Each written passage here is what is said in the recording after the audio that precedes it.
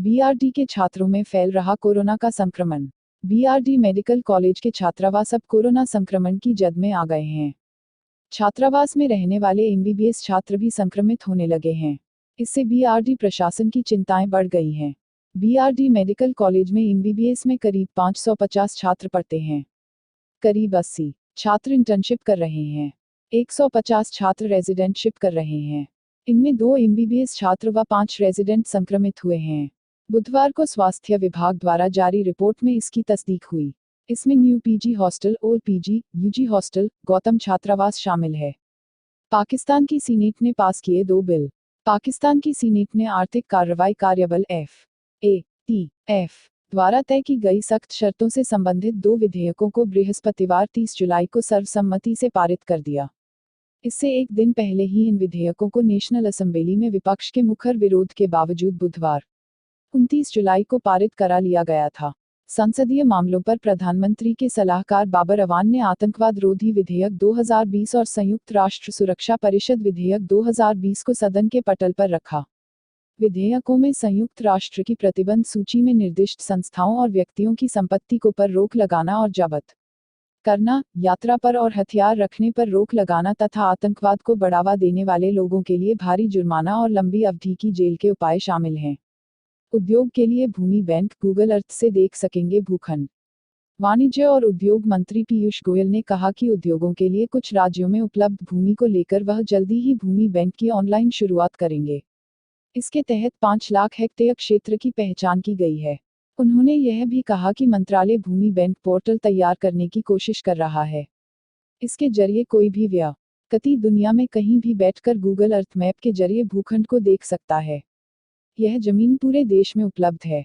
America में corona virus से कुत्ते की मौत। अमेरिका में कोविड-19 से पीड़ित जर्मन शेपर्ड कुत्ते की मौत हो गई है। किसी कुत्ते के कोरोना वायरस से संक्रमित होने का यह पहला पुष्ट मामला था। स्टैटन आइलैंड के रॉबर्ट और एलिसन माहनी ने नेशनल जियोग्राफिक को बताया कि उनके 7 साल के श्वान बडी को अप्रैल माह के मध्य में सांस लेने में दिक्कत होने लगी थी और वह कई हफ्ते तक संक्रमण की चपेट में रहा। एक पशु चिकित्सक ने मई में बडी की जांच की जिसमें उसके कोरोना वायरस से संक्रमित होने की पुष्टि हुई। गोरखपुर 24 घंटे में 78 नए कोरोना पॉजिटिव मिले। गोरखपुर में कोरोना वायरस का संक्रमण लगातार बढ़ता जा रहा है। पिछले 24 घंटे में 78 नए कोरोना पॉजिटिव मिले हैं। इस दौरान 2 संक्रमितों की मौत हो गई। जिले में अब तक मिले कुल कोरोना पॉजिटिव मरीजों की संख्या 2008 हो गई है। इस वक्त विभिन्न अस्पतालों में 1056 मरीजों का इलाज चल रहा है। 48 कोरोना मरीजों की अब तक मौत हो चुकी है। अब तक जिले में 904 मरीज इलाज के बाद पूरी तरह स्वस्थ हो चुके हैं। कोरोना से मौतों के मामले में 5वें नंबर पर भारत में कोरोना वायरस के मामले लगातार बढ़ते जा रहे हैं। ऐसे में गुरुवार को देश में 54,000 नए मामले सामने आए और 786 लोगों ने इस खतरनाक वायरस की वजह से अपनी जान गंवाई। यह एक दिन में सामने आए सबसे ज्यादा मामले हैं। इसके साथ ही देश में मृतकों की संख्या 35,000 के पार पहुंच गई है। वहीं पिछले 7 दिनों में महामारी ने 5,000 से ज्यादा मरीजों की जान ली है। खुशबू, मैं इसके लिए राहुल गांधी से माफी मांगती हूं। केंद्र सरकार ने बुधवार को नई शिक्षा नीति को मंजूरी दे दी। कई राजनीतिक दलों ने जहां इसका स्वागत किया है वहीं कुछ ने विरोध भी जताया है।